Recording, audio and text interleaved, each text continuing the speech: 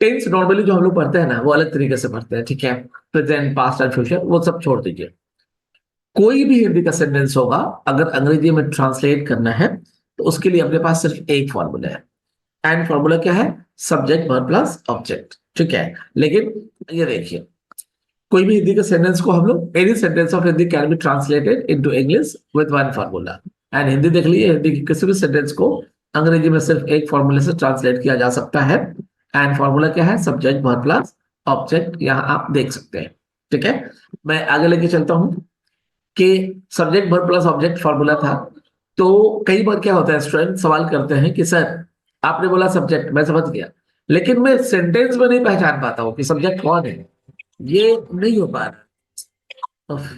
Dear all, तो कोई भी नाउन या प्रोनाउन जो दिए गए सेंटेंस में काम करता है, या ठीक है, जिसके बारे में कुछ कहा जाता है, वो हमारा सब्जेक्ट होता है। एग्जाम्पल देखिए, मोहन आम खाता है। आम कौन खाता है? मोहन खाता है, इसलिए मोहन हमारा सब्जेक्ट हुआ। Mohan it's a mango, Mohan subject. एक और एग्जाम्पल लेते हैं, वह अच्छी है। यहाँ काम नहीं होता है, यहाँ पे अच्छी है, कौन अच्छी है? वह अच्छी है। तो ये किसके बारे में कहा गया? सब्जेक्ट के बारे में कहा गया। तो सब्जेक्ट या तो खुद काम करता है या उसके बारे में कुछ कहा जाता है। तो अगर काम करता है तो ठीक है, नहीं तो उसके बारे में कहा जाता है। अभी हमारा सब्जेक्ट कौन हुआ यहाँ पे? इस केस में भी, तो इस केस में भी हमारा वह हुआ, ठीक है, वह अच्छी है। इस केस में भी हमारा ये मोहन हुआ सब्जेक्ट, ठीक है। ये मोहन हुआ सब्जेक्ट, और यहाँ पे हमारा ये वह हमारा सब्जेक्ट हुआ। ट्रांसलेशन देख सकते हैं, सी इज गुड, ठीक है। अब आगे देखिए, दूसरा था वर्ड हमारा वर्ब, खास करके इसको मेन समझना है। सी, आप जो बात के दौरान फंसते हैं, प्रॉब्लम होता है, B2 क्या है, B3 क्या है, ये गया है, गया था एंड ऑल दैट, ये सारे कंफ्यूजन यहाँ पे दूर हो सकते हैं। वर्ब क्या है? नॉर्मली लोग समझते हैं कि वर्ब एक ऐसा वर्ड है जो काम के होने की जानकारी देता है, बस। इसके अलावा कोई बात ही नहीं करता है। जितनी बार आप किसी से पूछो वर्ब क्या है, बोलेगा ऐसा वर्ड है जो काम के होने की जानकारी देता है। लेकिन सिर्फ ऐसा नहीं है, वर्ब तीन डिफरेंट मीनिंग लेकर आता है। एक एक्शन जो डू वाला है, मतलब सारे वर्ब एक्शन, मैं दिखाता हूं आपको बेहतर है। वर्ब देखिए, a verb is a word that shows what a subject does। Verb एक ऐसा वर्ड है जो दिखाता है कि सब्जेक्ट क्या करता है, ये सब एक्शन बोलते हैं। अगला लाइन क्या कर रहा है? How a subject is, subject कैसा है, मतलब कैसा है, कहाँ है, एंड कौन है। ये तीनों कौन बताएगा? हमारा सब वर्ब भी बताने वाला, इसे हम पोजीशन बोलते हैं। अब तीसरा है what a subject has, subject के पास क्या है, क्या था, क्या होगा, ये कौन बताएगा? वर्ब बताएगा। और ये क्या है? ये पोजीशन है, ये अधिकार है। अब मैं तीनों का एक एक करके एग्जांपल देता हूं। तो वर्ब एक ऐसा वर्ड है जो ये बताता है कि सब्जेक्ट क्या करता है, कैसा है, और उसके पास क्या है। अब देखिए, एक्शंस का एग्जांपल आप फट से समझ जाएंगे। मोहन आम खाता है, मोहन आम खाता है। तो मोहन क्या करता है? खाता है। ये खाता क्या हुआ? हमारा वर्ब हुआ, क्योंकि ये एक्शन की जानकारी देता है। ट्रांसलेशन देखिएगा, तो Mohan it's a mango, Mohan आम खाता है। तो हमारा वर्ब कौन हुआ? ऑफ कोर्स ये हमारा वर्ब हुआ, ठीक है। दूसरा एग्जांपल देखिए, राधा गीत गाती है। गीत कौन गाती है? राधा गाती है। तो राधा क्या करती है? गाती है। तो वर्ब कौन है हमारा? ये गाना, ये गाना हमारा वर्ब है। एंड ये गाना मीन्स जो गाती है, ये वर्ब हुआ। अगर हम ट्रांसलेशन देखेंगे तो राधा सिंग्स अ सॉन्ग, क्योंकि वर्ब को मिडिल में आना है, तो ये सिंग्स हमारा, ये जो सिंग्स है ये हमारा वर्ब हुआ। इस तरह से एक्शन को हम बराबर पहचाने, ऐसा वर्ड जो काम के होने की जानकारी देता है वो हमारा वर्ब हुआ। आगे देखिए, दूसरा क्या था? पोजीशन।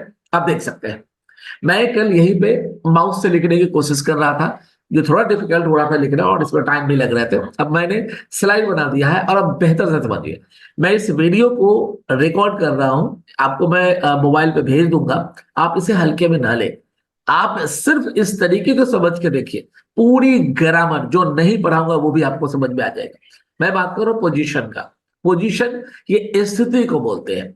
ये हमारा जो वर्ब है ना, तीन तरह का है। एक्शन वाला डू होता है, पोजीशन वाला बी होता है, मैंने यहाँ पे लिखा है, आप देख पाएंगे। पोजीशन ये स्थिति बताएगा, इसके लिए सिर्फ एक वर्ड है, वो है बी। अब इसका मीनिंग होगा, बी का मीनिंग होगा होना। बी का मीनिंग क्या होगा? होना, ठीक है। इस बी के भी पांच वर्ब है, सॉरी फॉर्म है। अगर ये वर्ब है तो इसके पांच फॉर्म है, और ये पांचों फॉर्म को समझना जरूरी है। कई बार कंफ्यूजन होगा, इज हमारा वाज में हेल्पिंग वर्ब भी दिखेगा, मेन वर्ब भी दिखेगा। तो ये जानकारी होना चाहिए कि इसके दो रूप है। फिलहाल जो मैं बात कर रहा हूं ये मेन वर्ब की बात कर रहा हूं, हेल्पिंग वर्ब की बात हम नहीं कर रहे। अभी तो हेल्पिंग वर्ब क्या है ये हम लोग डिस्कस भी नहीं किए। तो पोजीशन स्थिति बताएगा, ये कौन बताएगा, बी बताएगा। बी का मीनिंग क्या होता है, होना। अब देखिए इसके 5 फॉर्म कैसे हैं, B1, B2, B3, B3, B4 and B5 बराबर है।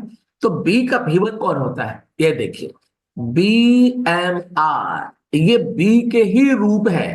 BMR ये हमारा B1 है। अच्छा B1 B5 में अंतर क्या है, B1 वर्ब का प्लूरल फॉर्म होता है, B5 वर्ब का सिंगुलर फॉर्म होता है। सब्जेक्ट का वर्ब के साथ एक एग्रीमेंट होता है कि अगर सब्जेक्ट सिंगुलर है तो वर्ब सिंगुलर होगा, अगर सब्जेक्ट प्लूरल है तो वर्ब प्लूरल होगा। सिर्फ आई को छोड़ के, I as a word singular है लेकिन वर्ब प्लूरल लेता है, ठीक है। बी का B2 क्या है, ये देखिए वाज और were as a main verb, ये B2 है। इसका B3 क्या है, बिन। इसका B4 क्या है, बीइंग। एंड B5 क्या है, तो इज मतलब सिंगुलर फॉर्म है वर्ब का। जितने सारे सब्जेक्ट सिंगुलर होंगे आई को छोड़ के हर जगह इज लगेगा, प्लूरल होगा तो हमारा आर लगने वाला है, ठीक है। अब मैं एक एग्जांपल देता हूं, वह शिक्षक है, यहाँ पे तो एक्शन है नहीं, ये तो एक आदमी के बारे में बताया जा रहा है कि वो शिक्षक है। तो यहाँ पे वर्ब क्या है, क्योंकि बगैर वर्ब के कभी सेंटेंस नहीं बन सकता है। एक भी लाइन बगैर वर्ब के बात नहीं किया जा सकता है। तो वर्ब कौन है यहाँ पे, वह शिक्षक है। तो वह तो हमारा सब्जेक्ट है, शिक्षक नाउन है। या तो ये शिक्षक कौन है, वह है। तो हमने को वह वर्ब पता करना है। तो वर्ब वो है जो टाइम भी बताता है। तो इसमें कौन सा वर्ड टाइम बता रहा है हमारा टाइम बता रहा है। कैसे, ये प्रेजेंट की जानकारी दे रहा है। तो हमारा वर्ब कौन हुआ, ये हमारा वर्ब हुआ, ये हमारा वर्ब हुआ। अब देखिए यहाँ ट्रांसलेशन देखिए, ही इज अ टीचर, वह शिक्षक है। ये इज हमारा वर्ब का B5 है। क्यों, क्योंकि सिंगुलर फॉर्म है, ही हमारा सिंगुलर फॉर्म है इसलिए इज लगा। तो ही इज अ टीचर, ये इज क्या है, ये वर्ब है, मेन वर्ब है, ठीक है। जैसे डू है, जैसे सिंग है, जैसे प्ले है, अभी इज भी हमारा वही है। मतलब ये पोजीशन की जानकारी दे रहा है। अब हम दूसरा एग्जांपल लेते हैं, वह मुंबई में है। वह कहाँ है, मुंबई में है। तो वह मुंबई में है, तो वह है अगेन हमारा वर्ब कौन हुआ, ये हमारा है। ये जो है ये हमारा वर्ब हुआ, ठीक है। तो अगर हम ट्रांसलेशन बनाएंगे तो सबसे पहले सब्जेक्ट ही आ गया हमारा।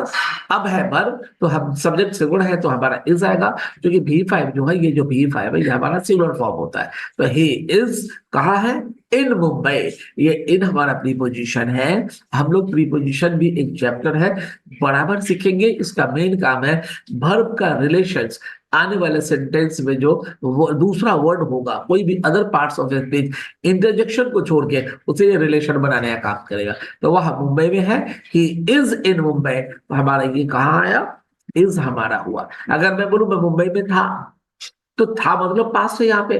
तो इज हमारा वाज हो जाएगा, यहाँ देख सकते हैं बेटू क्या है, वाज। तो मैं मुंबई में था, आई वॉज इन मुंबई।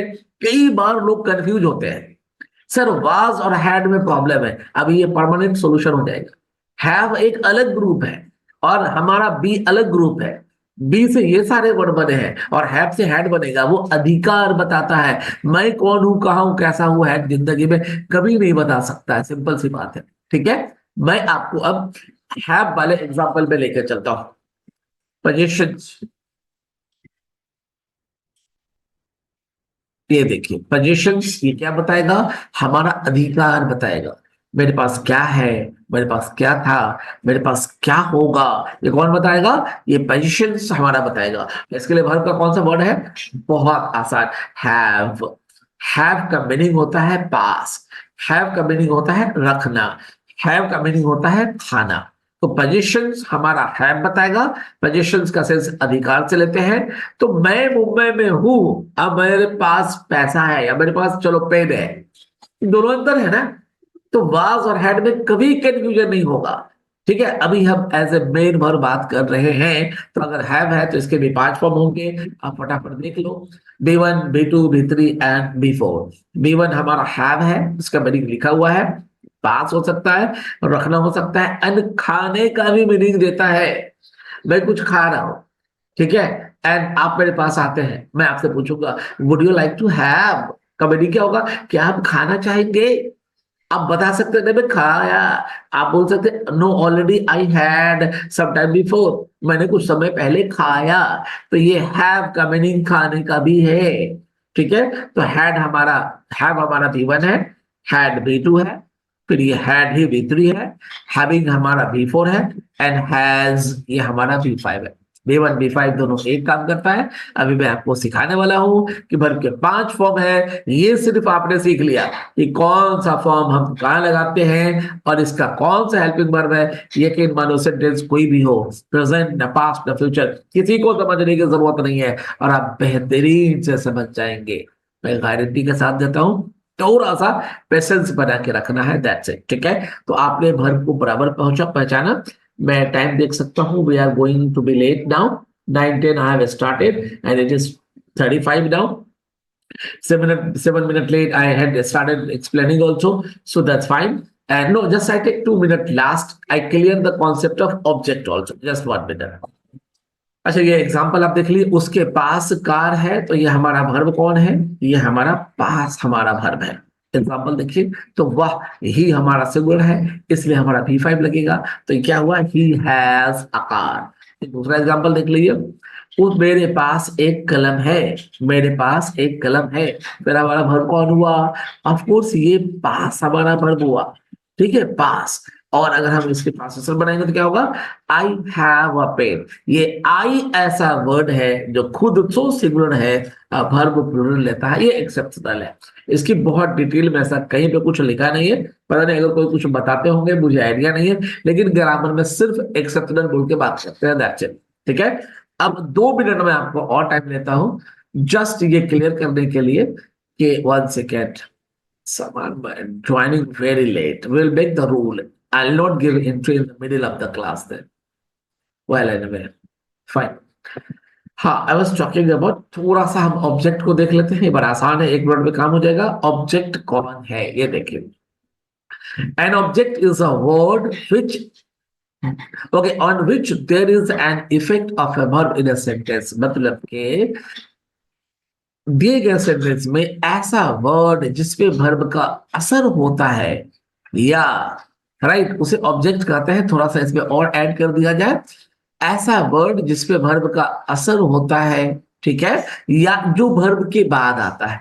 कई बार वर्ब का डायरेक्ट असर ऑब्जेक्ट पे नहीं दिखे, तो क्या वो ऑब्जेक्ट नहीं मानेंगे? नहीं मानेंगे तो फॉर्मूला खराब हो जाएगा।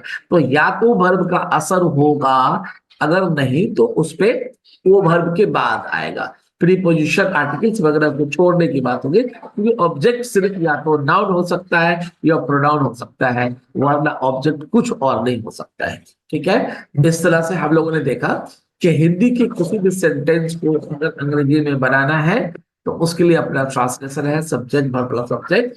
सब्जेक्ट पहचाने, वर्ब पहचाने एंड ऑब्जेक्ट पहचाने। अगली क्लास में अब हम लोग ये देखेंगे कि ये सब्जेक्ट वर्ब प्लस ऑब्जेक्ट हमारा कैसे काम करता है, ये एक फॉर्मूले से हम कैसे इसे सेंटेंस को बना सकते हैं, ये हम अगले क्लास में, मतलब कल के क्लास में दिखाने वाला हूं।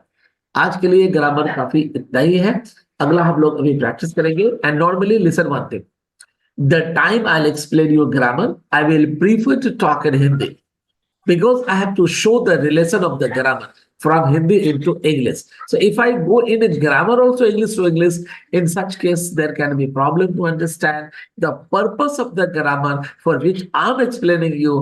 It may not be possible to get. That's why I'll prefer to talk in Hindi. So I'm sure about, my dear all, you must have understood, and I'm sure you must have no problem at all. I'm coming back on the screen. I will leave. I'll unmute you all.